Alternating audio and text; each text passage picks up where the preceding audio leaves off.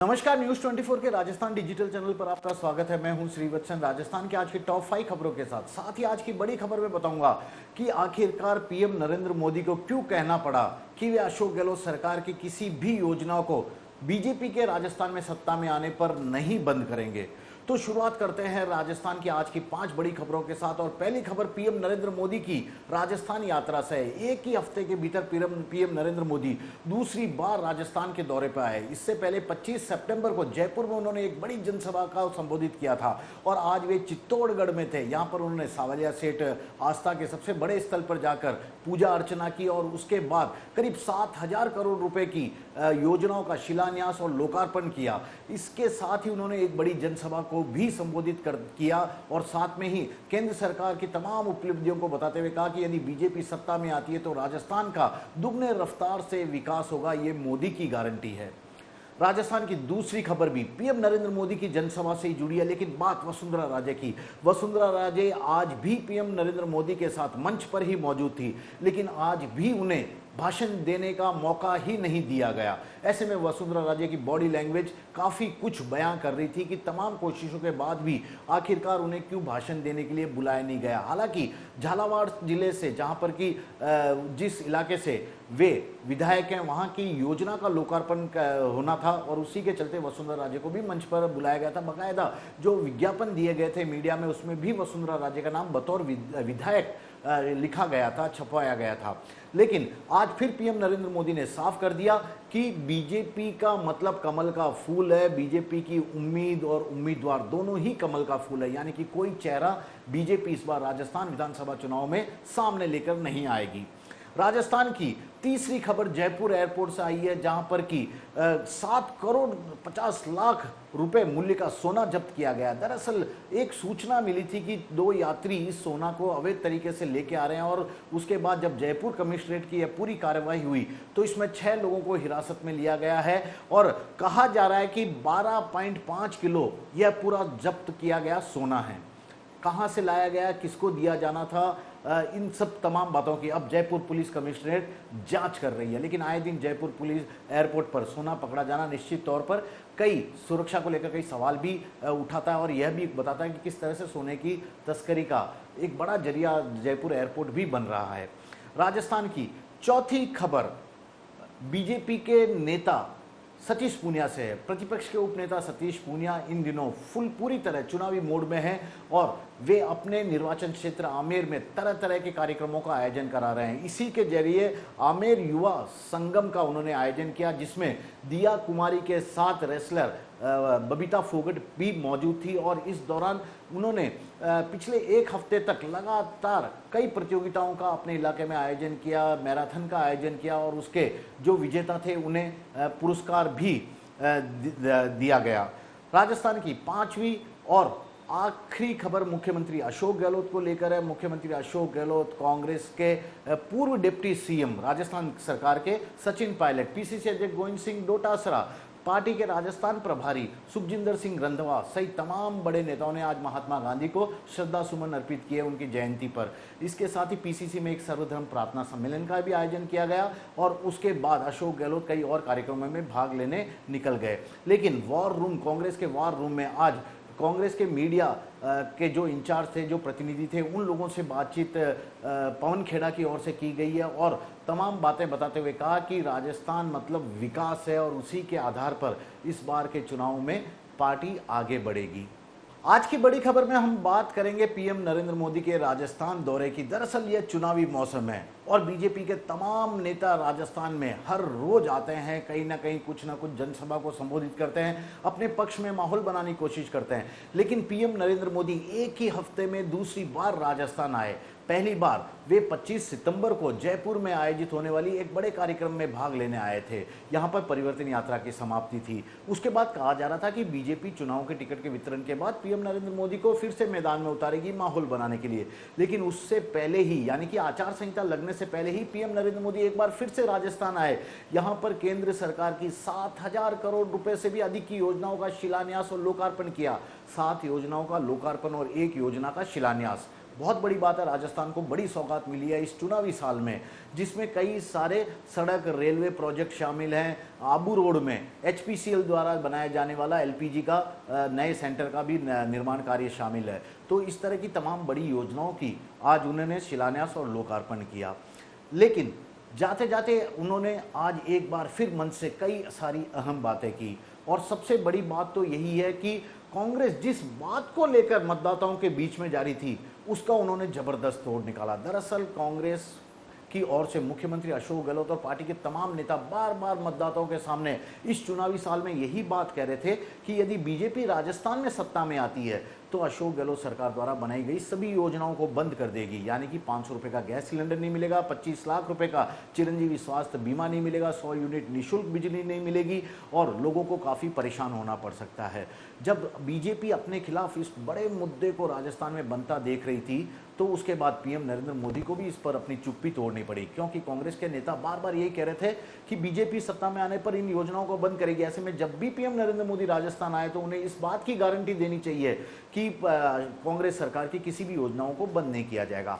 आज कटाक्ष करते हुए या तंज कसते हुए पीएम मोदी ने इस पूरे मामले का जवाब दिया।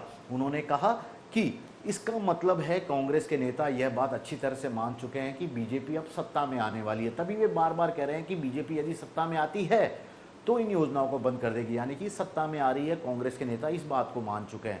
अब पीएम मोदी की तरफ से अशोक गहलोत और दूसरे कांग्रेस नेताओं के उस आरोप का भी जवाब देने की कोशिश की गई जिसमें योजनाओं के बंद करने की बात की थी।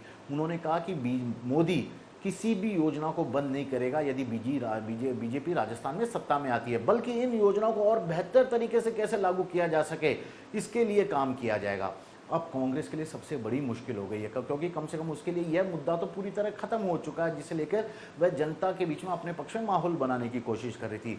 अब जब पीएम नरेंद्र मोदी ने ही कह दिया है कि किसी भी योजना को बंद नहीं किया जाएगा, तो अब कांग्रेस को नए सिरे से नई किसी बात को लेकर बीजेपी के खिलाफ जनता के बीच में जाकर अपने पक्ष में माहौल बनाना पड़ेगा। तो ये एक बात थी जो कि कांग्रेस सरकार, कांग्रेस पार्टी की तरफ से जो कह रही थी उसका काट निकाला। अब पीएम नरेंद्र मोदी ये बात भी अच्छी तरह से जानते हैं कि राजस्थान में बीजेपी के तमाम तरह की बातें सामने आ रही है, किसी को चेहरा नहीं बनाए जाने को लेकर तमाम तरह के सवाल भी उठ रहे हैं। तो ऐसे में पीएम नरेंद्र मोदी की ओर से आज एक बार फिर से कह दिया गया कि राजस्थान में पार्टी का उम्मीद और उम्मीदवार दोनों कमल का निशान है। कमल के निशान को ही जिताना है, कमल के निशान को ही सत्ता में लाना है।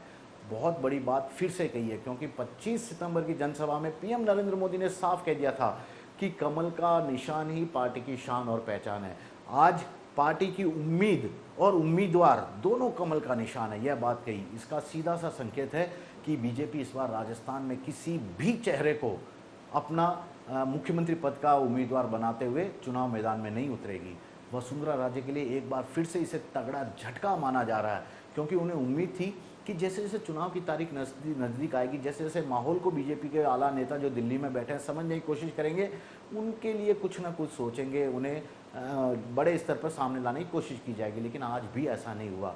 वसुंधरा राजे के लिए तो झटका यह भी था कि वह पीएम नरेंद्र मोदी के साथ हर जनसभा में राजस्थान में नजर आती है, लेकिन किसी भी जनसभा में न तो उन्हें भाषण देने का मौका दिया जाता है और न ही उनके सरकार के 2 बार मुख्यमंत्री रह चुके हैं, लेकिन उस 2 बार के मुख्यमंत्री रहने के दौरान उनकी सरकार ने कई सारी योजनाएं बनाई।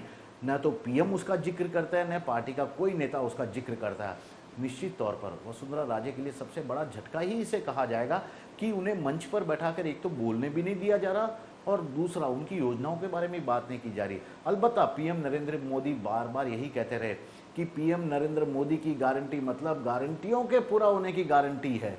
उन्होंने यह भी कहा कि हर घर नल से जल वाला जो योजना राजस्थान सरकार में ठीक ढंग से यहाँ की कांग्रेस सरकार लागू नहीं कर पा रही थी, यदि बीजेपी सत्ता में आती है उसे लागू कर दिया जाएगा।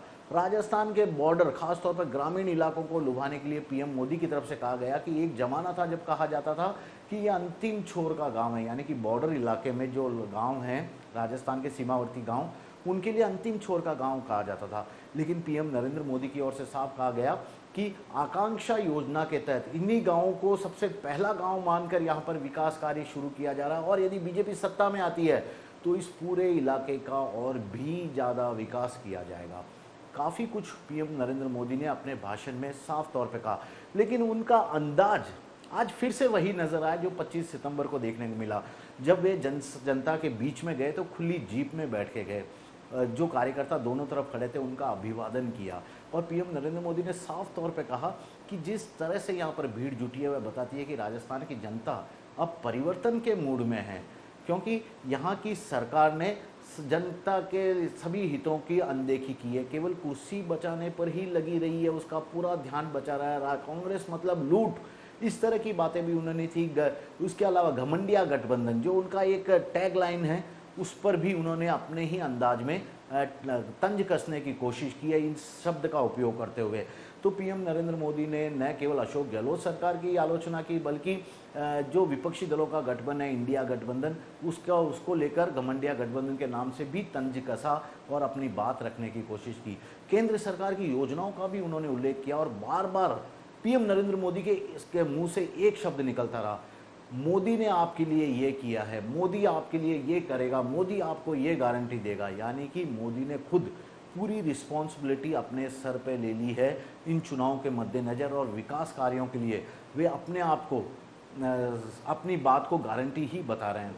तो अब सवाल यही है कि क्या पीएम नरेंद्र मोदी केवल अपने बूते राजस्थान में फिर से सत्ता में बीजेपी को ला पाएंगे, क्योंकि बीजेपी के राजस्थान से जुड़े किसी भी नेता की न तो वे बात कर रहे हैं न कुछ और। हाँ, अलबत्ता आज इतना जरूर हुआ कि राजस्थान में बीजेपी के प्रदेश अध्यक्ष सीपी जोशी हैं, उनके गृह जिले में, यानी कि जहां जिस चित्तौड़गढ़ से वे सांसद हैं वहां पर यह कार्यक्रम का आयोजन हुआ। तो अलबत्ता पीएम मोदी ने यह जरूर कहा कि सीपी जोशी के चलते ही 7,000 करोड़ से भी ज़्यादा की योजनाएं आज लोकार्पित और शिलान्यास वे करने आए हैं, क्योंकि जब भी दिल्ली में होते हैं वे अपने इलाके के लिए कई सारी योजनाएं मांगते हैं, राजस्थान के लिए मांगते हैं। यानी कि बाकी तमाम नेताओं को पीएम मोदी ने एक तरह से नज़रअंदाज करते हुए केवल सीपी जोशी की तारीफ सबके सामने भरे मन से कर दी। जबकि वसुंधरा राजे भी वहाँ बैठी थी, उनके इलाके में भी प्रोजेक्ट कोई दिया जा रहा है झालावाड़ में, तो ऐसे में उनके लिए नहीं कहा कि वसुंधरा आके ये योजना मांगी थी मैंने दी, केवल सीपी जोशी का नाम लिया, क्योंकि चित्तौड़गढ़ का तो ये पूरा कार्यक्रम स्थल था। फिर से पीएम मोदी की ओर से तमाम तरह की वही बातें कही गई कि किस तरह से कांग्रेस सरकार जन आकांक्षाओं को पूरा करने में विफल रही है। साथ ही युवा बेरोजगारों के मसले को भी पीएम मोदी ने आज अपने भाषण में जमकर उठाया। साफ कह दिया कि पेपर लीक माफियाओं के खिलाफ उनकी बीजेपी की सरकार बनने पर सख्त कदम उठाया जाएगा, पाताल से भी खोज कर लाकर उनके खिलाफ कार्रवाई होगी। बहुत बड़ी बात कही है युवाओं को लुभाने के लिए, क्योंकि राजस्थान का युवा बार बार हो रहे पर्चे लीक नकल माफियाओं से खासा परेशान है, और इसे लेकर तमाम तरह के आरोप प्रत्यारोप भी सामने आते रहे हैं। ऐसे में पीएम नरेंद्र मोदी ने इस मुद्दे को फिर से उठाया। हालांकि आज की इस पीएम मोदी की जनसभा में एक चीज जो सबको अखरी, बीजेपी जिस लाल डायरी को लगातार मुद्दा बनाते हुए बयानबाजी कर रही थी और कांग्रेस सरकार को घेरने की कोशिश कर रही थी, उसके बारे में आज एक भी शब्द सुना ही नहीं दिया। यानी कि यह पूरा मुद्दा ही नदारद सा नजर आया लाल डायरी का। तो कांग्रेस के लिए सबसे बड़ी राहत की बात है कि जिस लाल डायरी को लेकर बीजेपी उसे घेरने की कोशिश कर रही थी, आज पीएम नरेंद्र मोदी ने या किसी और नेता ने उसे भी नहीं उठाया। यानी कि अब कम से कम वो मुद्दा तो खत्म हो गया, नए सिरे से आगे सोचना होगा। यही देखना होगा कि अब इस पूरे मुद्दे पर कांग्रेस किस तरह से आगे बढ़ती है, क्योंकि आरोप प्रत्यारोप हैं, चुनावी साल है, तो ऐसे में जरूर ये नजर आएंगे कि नेता किस तरह से आरोप लगाते हैं और उनका जवाब किस तरह से सामने वाली पार्टी के नेता देते हैं। लेकिन कांग्रेस के लिए अब सबसे बड़ी समस्या यह है कि वह बार बार यह सोच रही थी कि जनता को यह बताया जाएगा कि ओपीएस सहित तमाम तरह की ओल्ड पेंशन स्कीम सहित तमाम तरह की योजनाओं को पीएम नरेंद्र मोदी यदि बीजेपी सत्ता में आते हैं तो बंद कर देंगे। लेकिन अब जब पीएम नरेंद्र मोदी ने ही गारंटी दे दी है कि बंद नहीं होगी बल्कि उससे बेहतर तरीके से लागू करने की सरकार कोशिश करेगी, तो निश्चित तौर पर कांग्रेस नेताओं की परेशानी तो बढ़ना लाजमी है, क्योंकि अब उन्हें नया मुद्दा खोजना पड़ेगा। अब इस मुद्दे को तो वे कह नहीं सकते, जनता के बीच जा नहीं सकते, जनता के दिल में बीजेपी के प्रति खौफ या डर का माहौल नहीं बना सकते। तो अब कांग्रेस क्या नया मुद्दा लेके आती है, इस पर सबकी निगाहें रहेगी। लेकिन बीजेपी की ओर से पीएम नरेंद्र मोदी की एक साल में दूसरी बार, एक हफ्ते में दूसरी बार जयपुर में हुई है जनसभा, और इस साल 12वीं बार पीएम नरेंद्र मोदी राजस्थान आ चुके हैं। एक साल में 12 बार, एक हफ्ते में 2 बार। आंकड़े बता रहे हैं कि कहीं ना कहीं बीजेपी राजस्थान को बहुत ज़्यादा सीरियस ले रही है। वह किसी भी कीमत पर राजस्थान को इस बार फिर से खोना नहीं चाहती और यही कारण है कि दमखम के साथ उसने अपना चुनाव अभियान शुरू भी यहाँ के लिए कर दिया है।